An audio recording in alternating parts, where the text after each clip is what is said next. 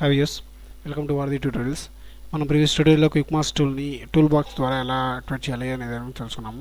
ఈ ట్యూటోరియల్లో full screen mode అనేది ఎలా యాక్టివేట్ చేయాలో చూద్దాము. సో ఫస్ట్ ఆఫ్ ఆల్ నేను ఒక ఇమేజ్ని ఓపెన్ చేసుకుంటున్నాను.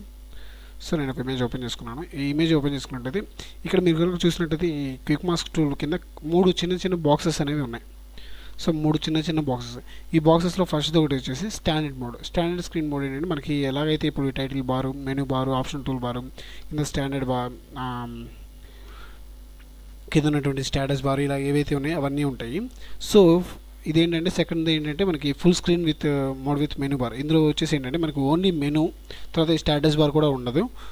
ఇవేంటంటే కొంచెం ప్రొఫెషనల్స్ కోసం డిస్టర్బెన్స్ లేకుండా ఉండడం కోసం చేస్తుంది. సో నెక్స్ట్ వచ్చేసి మనకి దీనిలో ట్యాబ్ని కనుక ప్రెస్ చేస్తే మనకి టూల్ బాక్స్ కూడా పోతుందండి. సో మళ్ళీ ట్యాబ్ని ప్రెస్ చేయడం ద్వారా ఈ లేయర్ బాక్స్ ఇవన్నీ వస్తాయి. సో నెక్స్ట్ వచ్చేసి మనకి full screen mode.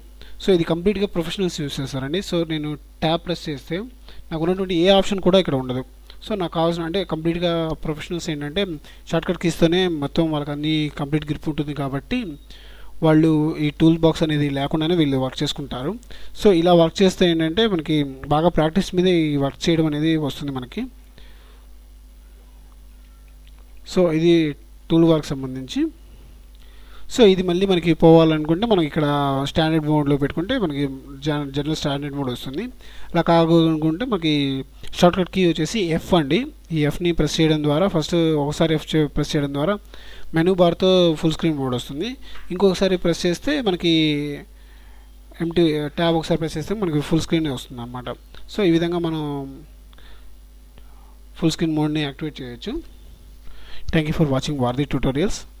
Previous latest updates కోసం సబ్స్క్రైబ్ చేసుకోండి. మీకు సలహాలు సూచనలు ఏమైనా ఉంటే కామెంట్స్ రూపంలో తెలియజేయండి, లేదా వారధి tutorials@gmail.com అనే మెయిల్ ఐడి కూడా సెండ్ చేయొచ్చు. Thank you.